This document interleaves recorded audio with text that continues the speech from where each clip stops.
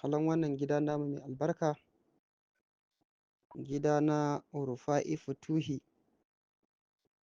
Mai magana naku a Saidu Rufa'i, Yola, Najeriya.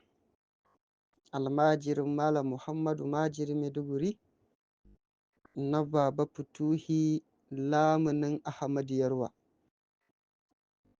Alhamdulillahi tabarakallahu wa ta'ala. ‘Yan uwa mun dawo domin ci gaba da gwangwaje ko da surrukan yasin kala daban-daban. Mun nemi izini kuma alhamdulillahi mun samu wannan izinin. Mun ƙudurta niyya ta kawo muku surrukan yasin kala daban-daban daban-daban ƙwaya 50. Wannan mun yi niyyan baku ne saboda albarkar Maulana Shehu Abul Fati. Kuma aikin alherin da muke so mu muku bai tsaya iya nan ba, in mun ƙara wannan za mu koma sirrin fatiya. Za mu kawo muku sirrin fatiya shi ma kala daban-daban daban ƙwaya 50. Irin yadda muke kawo muku sirrin yasin na yanzu kenan. Shi ma in mun gama, shi ma za mu kawo muku sirrin ayatul kursiyu, shi ma irin haka fa'idodinta shi ma kala daban-daban ƙwaya 50.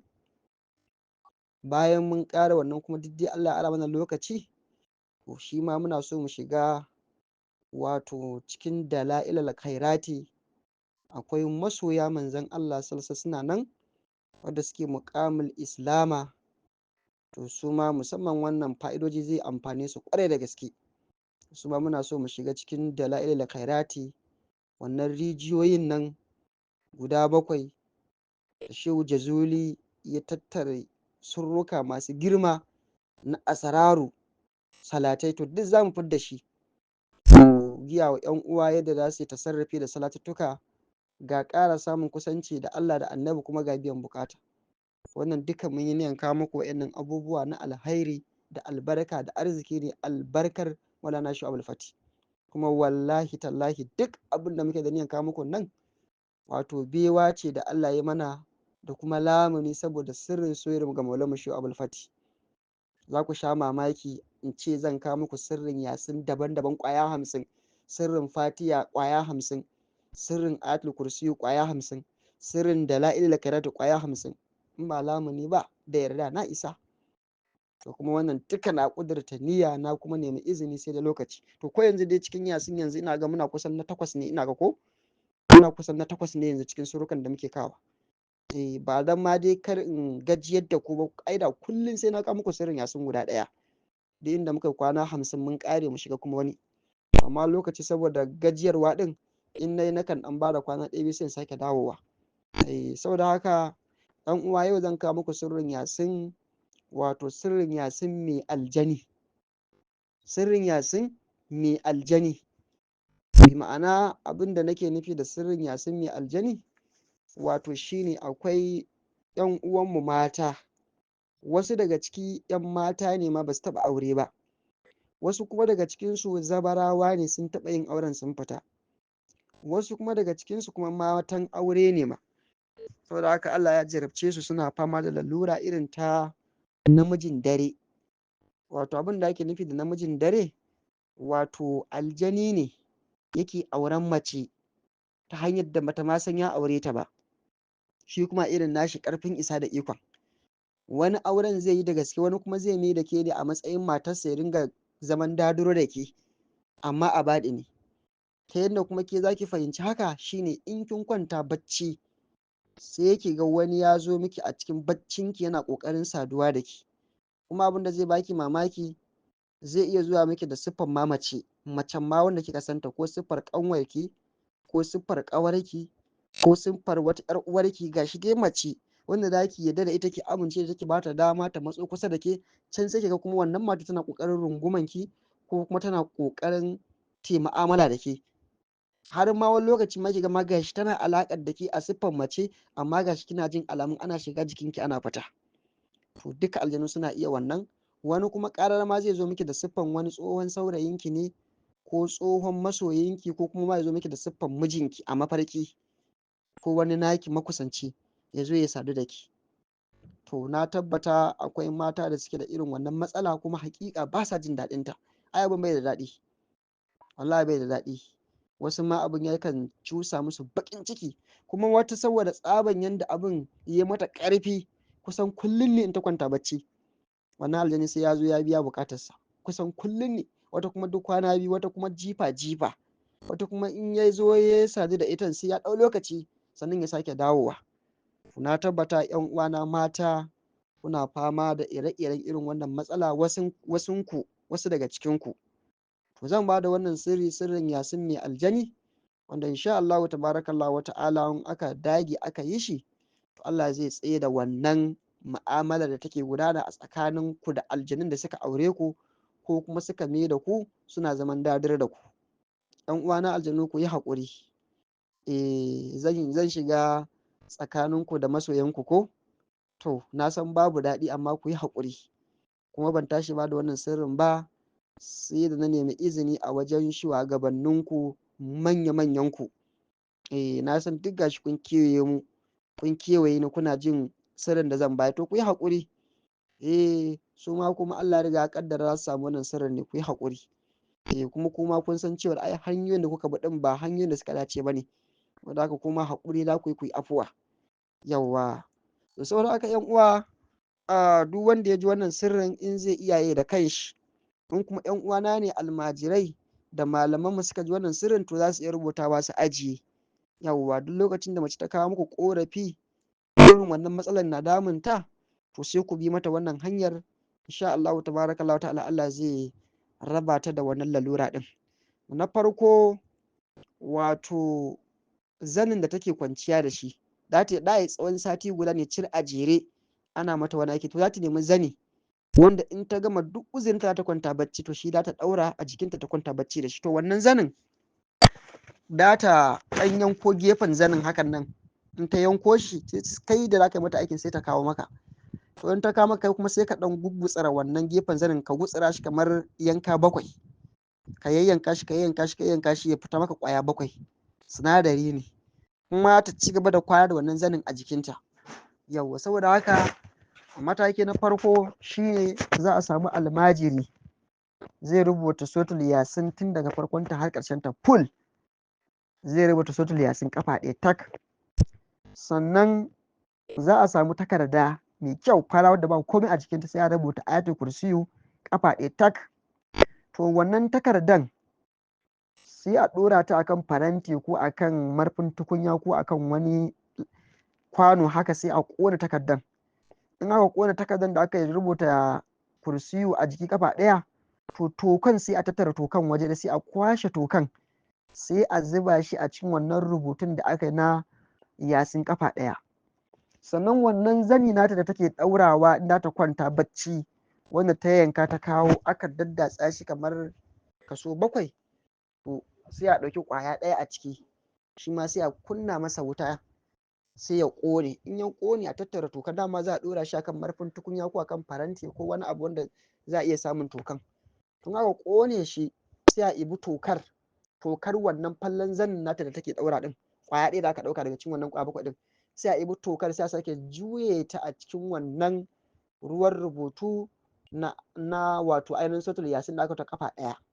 Sai haka wannan ruwa sai a gauraya shi ya zama wannan tokar takardan ayatul kursiyu da tokan wannan pieces din zanin da take kwanciya da shi an gauraye shi. To shikenan kai da za ka yi mata wannan aiki sai ka bata wannan ruwan tofi a ruwan rubutu da aka yi, sai ka bata sai ta ainihin sai ta niyya, Allah wannan lalura da take damuna na fama da nake da namijin dare, Allah wannan lalurar Allah ka yaye min ita, Allah ka raba ni da duk wanda yake zuwa mafarki yake kokarin sa, Allah ka kulle wannan alaka tsakaninmu. To shikenan sai ta bisula sai ta niyya sai ta sha wannan rubutu, sai ta dan rage, wanda ta dan rage sai ta bashi sai dare ya ta zo kwanciya sai ta dan zuba shi a hannunta haka, sai ta shafa gabanta da shi. Dan Allah na kulle gabana, Allah kulle gabana, na kulle wa duk wani shedanin aljani da yake neman saduwa da ni, to Allah na kulle mishi gabana. Shikenan sai ta shafa gabanta da shi gaba ɗaya sai ta kwanta bacci. Kai kuma da kasa aka mata wannan rubutun yasin kafa 1, aka rubuta kursiyu kafa 1 a takarda, ka ƙona tokar ka zuba na ruwan rubutun ka ɗauki wannan yanki ɗaya daga cikin yanki 7 da kai na zanin da take sawa, to a daren za ka karanta mata yasin kuma ƙafa ɗaya.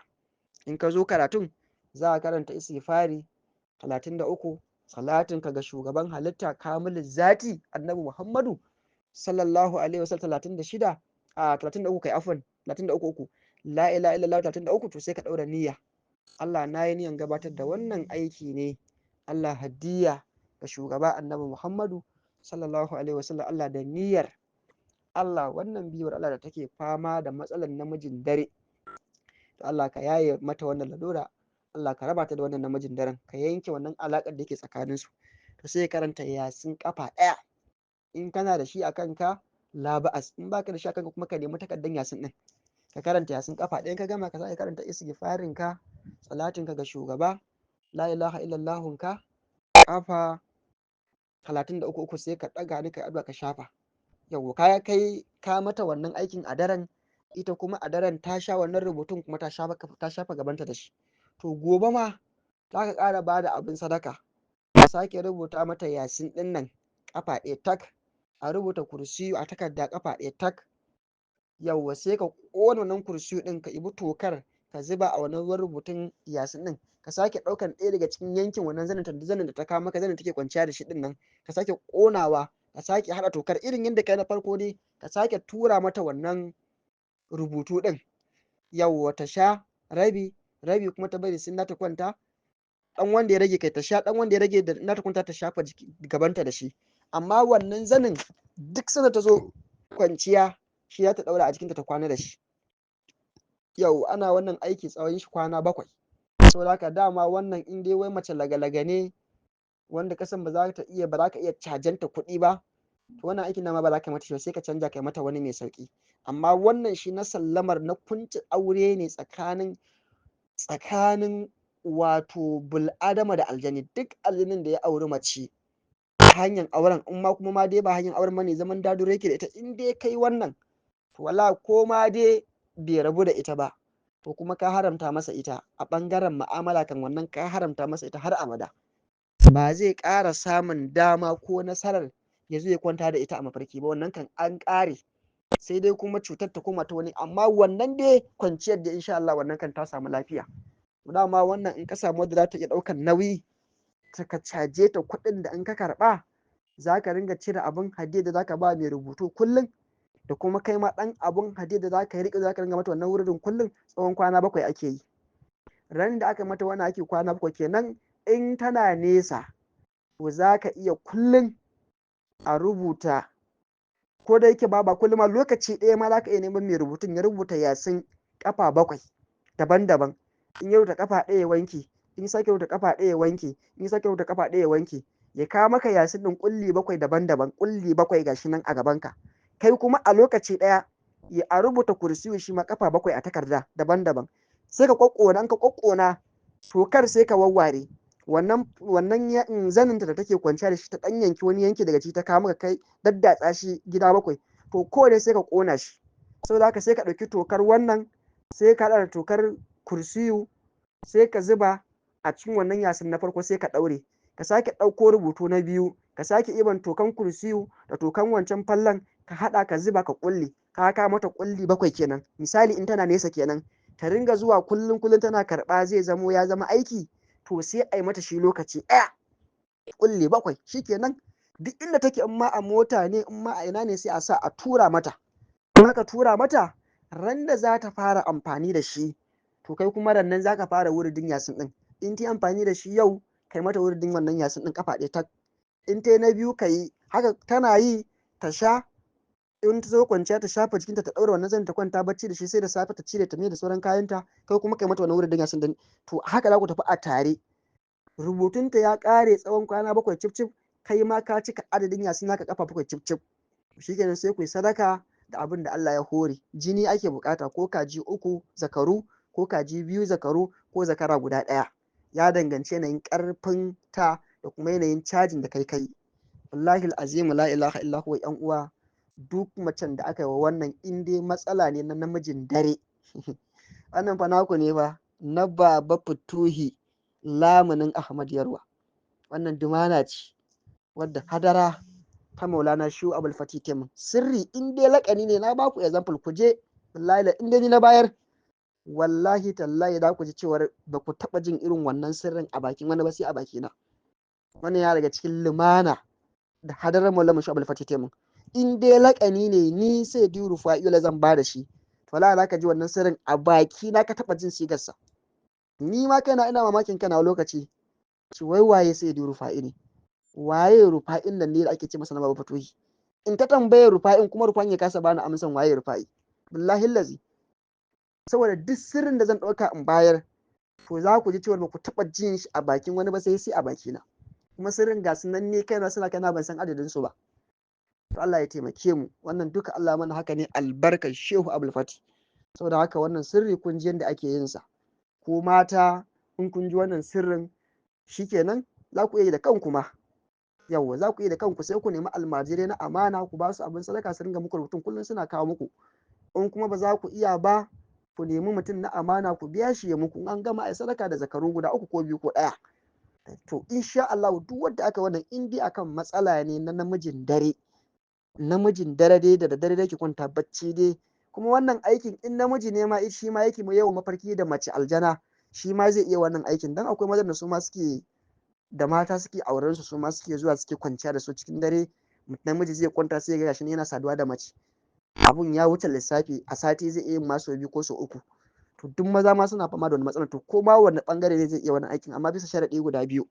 Sharadi na farko, za a karanta Fatiha 1, Qul huwallahu 3, salatin Annabi kafa 3. Wannan an biya sadakin wannan sirri kenan, hadiya ga shugaba Annabi Muhammadu sallallahu alaihi wasallam. Na biyu kuma ni sai di Rufa'ila da na bada wannan sirrin, za a karanta mini Fatiha kafa 3, Qul huwallahu kafa 3 da niyyar hadaran Allah ta ƙara min dafa'i da jalabi. Kun karɓa? Kun karɓa? Kun karɓa? To hadaran Allah ta shaida kun ba ku wannan sirrin saboda albarkacin shugaba jagaba Annabi Muhammadu sallallahu alaihi wasallam, daga naku masoyinku As-Sayyidi Rufa'i, Yola, Najeriya. Almajirin Malam Muhammadu Majiri Maiduguri.